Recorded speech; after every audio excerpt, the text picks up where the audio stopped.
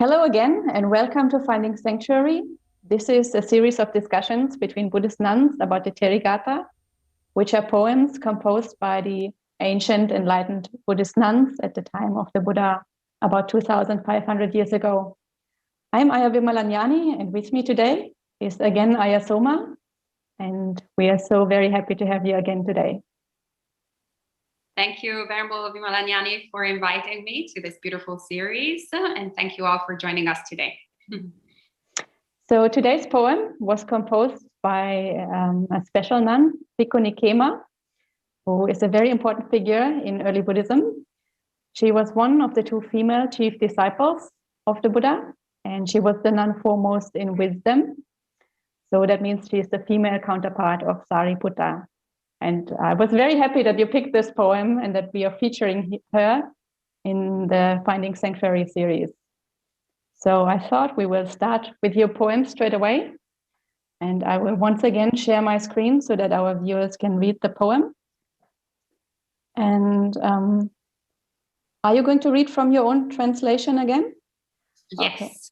Okay, so our viewers will see Bhante Sujato's translation, and Ayya Soma is going to read her own.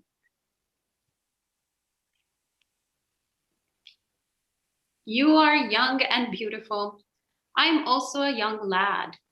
Come, Khema, let's enjoy ourselves with heavenly music. By this rotten body, diseased and brittle, I am troubled and vexed. Craving for sensual pleasure has been uprooted. Sensual pleasure is like a spear. Longing for the aggregates is like an executioner's block. The longing for sensual pleasure that you talk about is now non-longing for me. In this way, all excitement is killed, the mask of darkness broken. Thus be aware, wicked one, death, you are destroyed. I used to worship fire in the forest, paying homage to constellations. Ignorant of truth, I was a fool with a misconception of purity. But now I pay honor to the Buddha, the most excellent of men. Liberated from all suffering, I follow the teaching of the Master. Sadhu, sadhu, Sadhu, sadhu, sadhu. Very beautiful poem.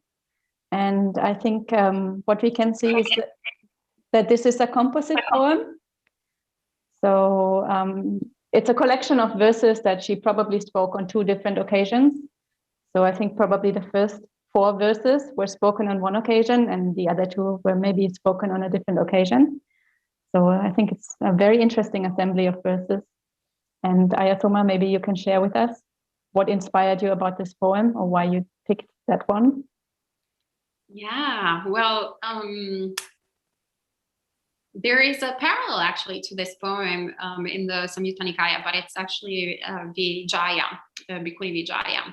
So there's similarly Mara that approaches her with a similar verse of "You are young and beautiful, and I'm a young lad. Come, let's enjoy ourselves with sensual pleasures." And she has a similar reply. So I'm not sure if or how. I seem to understand that Vijaya was also possibly a disciple of Khema.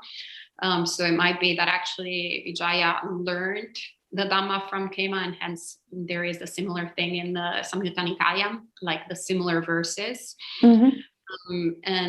But then here we see that Khema also has, as you said, there's like a composite poem. So there might be also that in the transmission of the texts, which sometimes can happen, that different sort of pieces of Dhamma can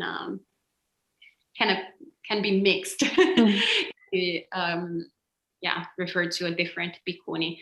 But anyway, what I really find interesting about these verses are actually how Mara approaches Khema or approaches Vijaya in the Samyutta Nikaya with a typical actually catcalling sort of approach, which, you know, everybody who has a female body has been through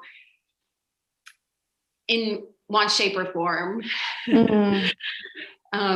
So the idea that a lot of Mara kind of embodies this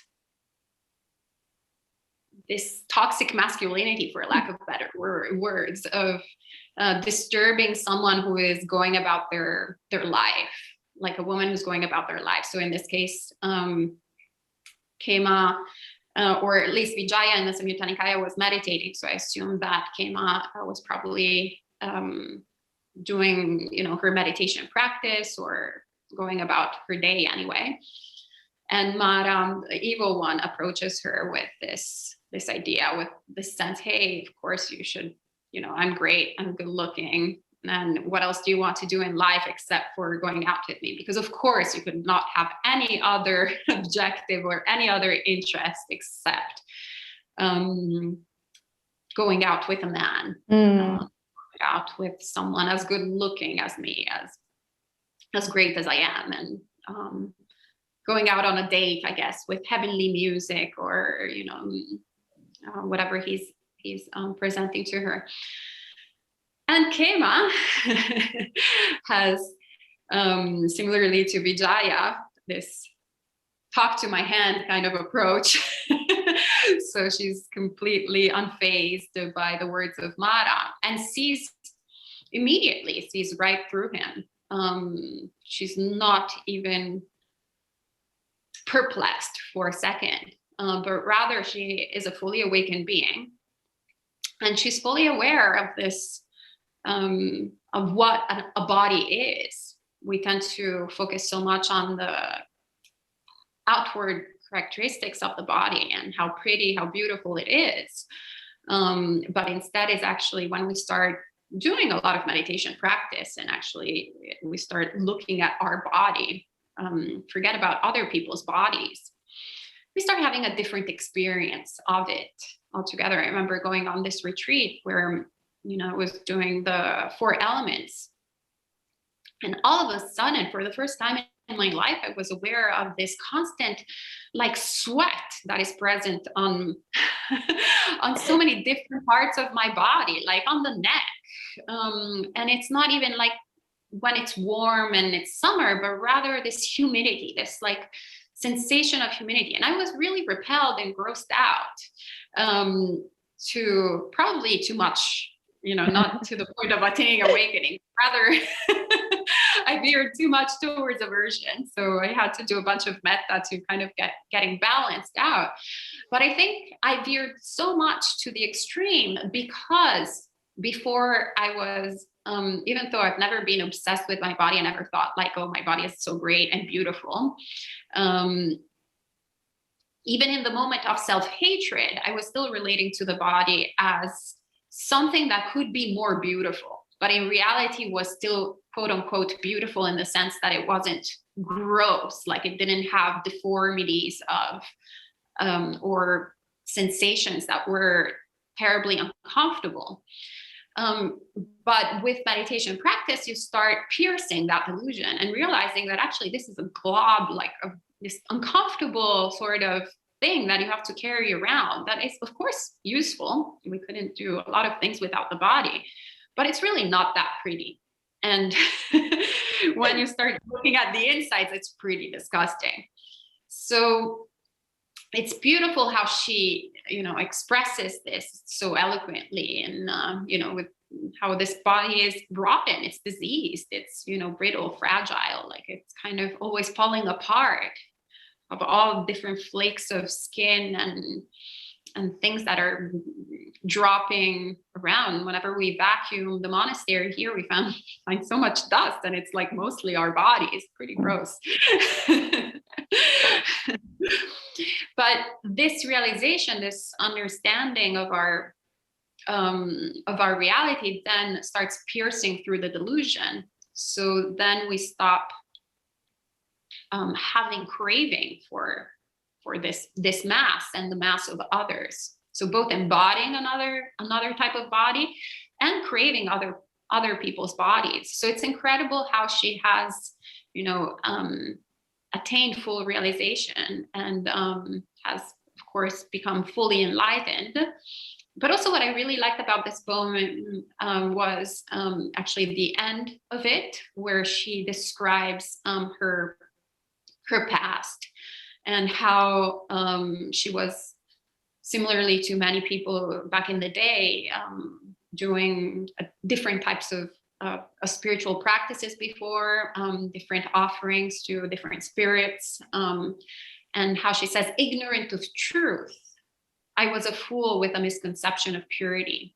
So thinking that by following certain rites and rituals, we can purify ourselves and sometimes humiliate the body or glorify the body too much, and never actually acting in a pure way. And that's instead what we realize with how we become empowered with the Buddhist teachings, that the Buddha gives us the Dhamma that empowers us to become pure in actions through body, speech, and mind, rather than making what we think, different rites and rituals that we think are going to magically make us pure. We have lots of weird rites happening also in New York City, where people slaying chickens, like once a year, there's this big festival where there's all these massive animals that are tortured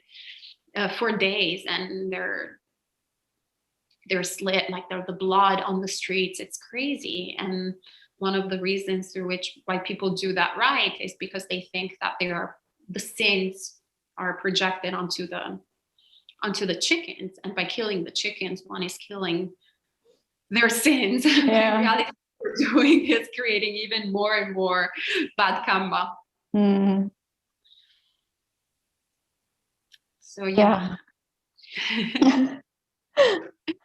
Yeah, I just consciousness that comes with this poem. Exactly. Yeah, it's a very rich poem, and the composite nature also makes it possible that it covers, all these vastly different areas of practice. And I would like to come back to a point you made before about, the catcalling and men pursuing women. And of course, there's nothing better than that a contemplative woman could want to do than, go out with a man, because, it's not obvious when they shave their head and wear a robe that they're not interested anymore. So, yeah. But anyway, I was actually, one of the translations that I made from ancient Chinese was the Chinese Bhikkhuni Samyutta. So yeah, it's very interesting because it's very close to the Pali, but there are some, minor differences. So we can learn a little bit more about the background and a little bit more about the lifestyles of the nuns, because it's a little bit more detailed. So that's one thing that I saw from the Chinese poem was that Mara specifically, before he approaches all the nuns, he specifically transforms himself into a young, beautiful, good-looking guy, very handsome. So this is, especially to try to seduce the women. So for me, also this topic of women being assaulted or being assailed by men, especially when they go to meditate in seclusion, is the topic that comes up a lot in the early Buddhist texts, also the Vinaya, but also the sutras. But for me, the interesting part is how the women react to that. And they know that there's a potential that, something, some unpleasant encounter might happen when they go to seclusion, but they're not afraid, and they don't say, okay, in that case, I'm not going into seclusion anymore. They actually, they take responsibility for their life. They have agency over their life, and they make their own decisions. And because the path is so important to them, they are willing to take that kind of risk. So, they're not under other people's control. They actually have their own lives. They are strong and empowered and independent women, and they make their own decisions. And that is one of the very beautiful things I think we can see from those poems. Because also in the Chinese source, when they hear the voice of Mara speaking those poems, in the Pali source, they reflect, oh, is this a human? Is it a non-human?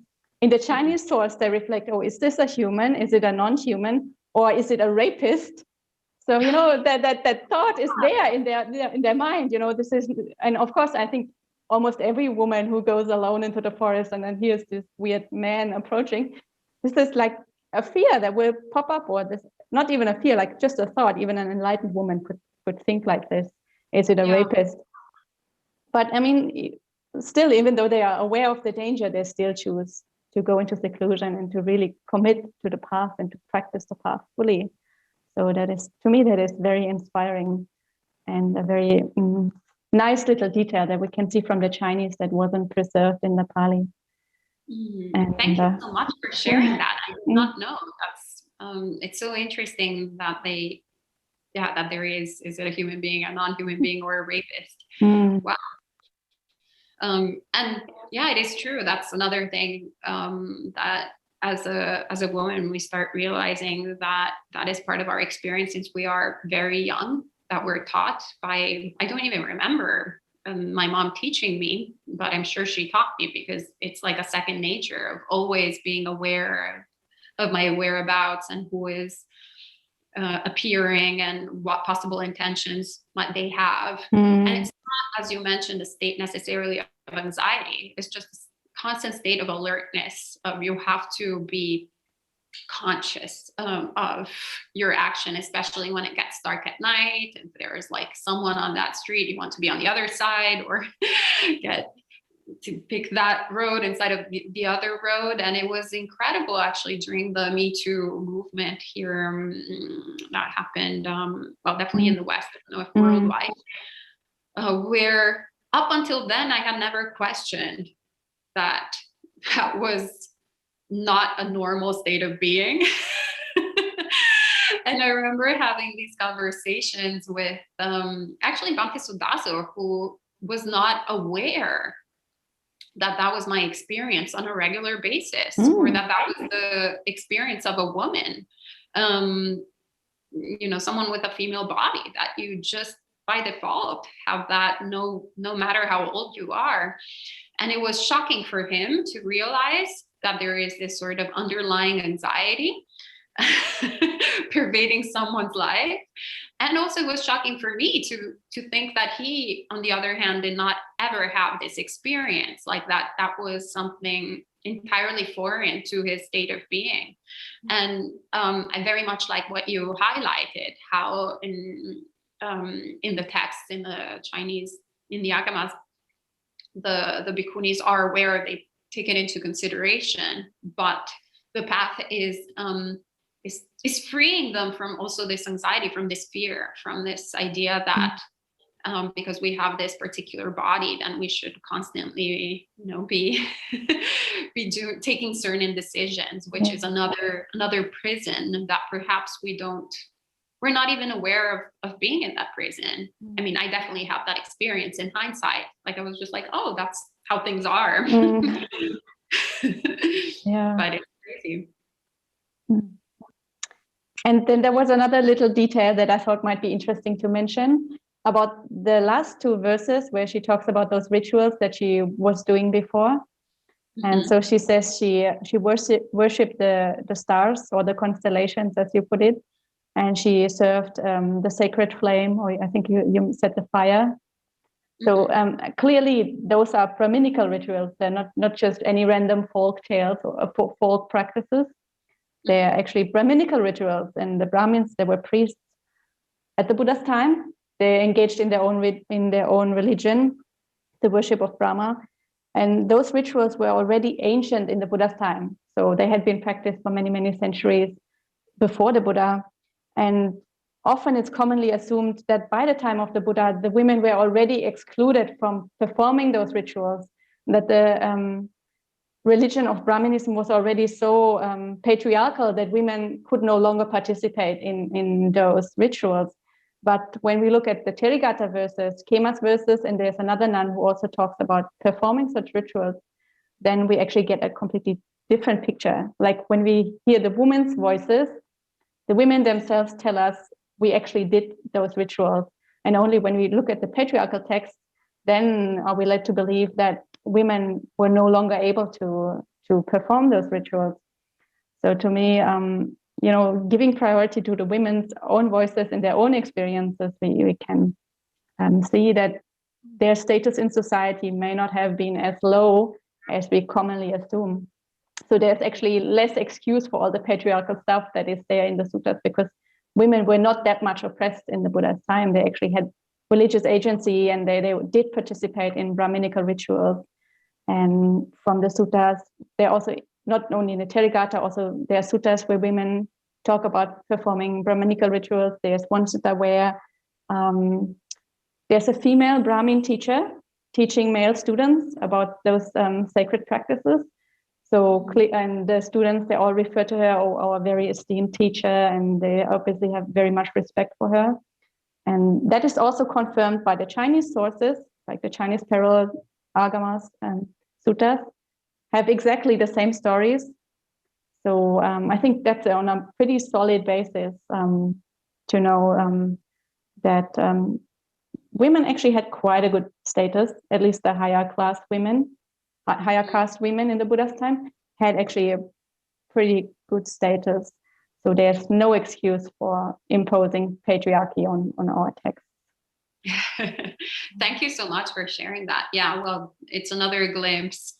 I love also this, that I feel like I'm never ending, I never finish like learning new interesting facts of how history has been rewritten in a way, and how inconvenient actually certain freedoms that women had in the past were for future generations of well, I guess Buddhist societies, in the sense that they were so patriarchal that having to deal with teachings that were so liberating, unless they were already fully enlightened being themselves, it's difficult to understand. It was probably so difficult to pierce the cultural conditioning. And I feel like a lot of the sort of Buddhists throughout 2,500 years were doing the opposite of like in Brahminical religions, where there have been a lot of like historians actually recently, or feminist historians, that they try so hard to find like good, positive sort of trait, like verses or passages in the text, in the sacred texts, where women are highlighted. And in Buddhism, it's the other way around. They were trying so hard to find some reasons through which they could justify the oppression of women, but it's like, you know, we have so much content, so much good Dhamma that says the opposite, that it's really an intellectual exercise to turn Buddhism into a patriarchal, oppressive religion. It's mind-blowing to me how much people want to conform so much to sort of the broader like discourse. Like, I feel like if Buddhism had entered the United States, you know, in the past centuries, they would have tried so hard to make it racist, you know, like in the United States. Just because that was the prevalent sort of direction. But it's so beautiful to see how the texts actually prove us wrong, prove everyone wrong in that respect, that it's the opposite. It's actually a freeing path for everyone, women included. Sadhu, sadhu, sadhu. Very well said. And this is maybe a good ending point for this video. So for our viewers, if you have any comments or questions, please leave them below in the comment section. We are going to answer them all in our live stream, our upcoming live stream. And the next episode of Finding Sanctuary will be uploaded tomorrow. And once again, Ayya Soma, thank you so much for joining us. It was such a pleasure to talk with you today.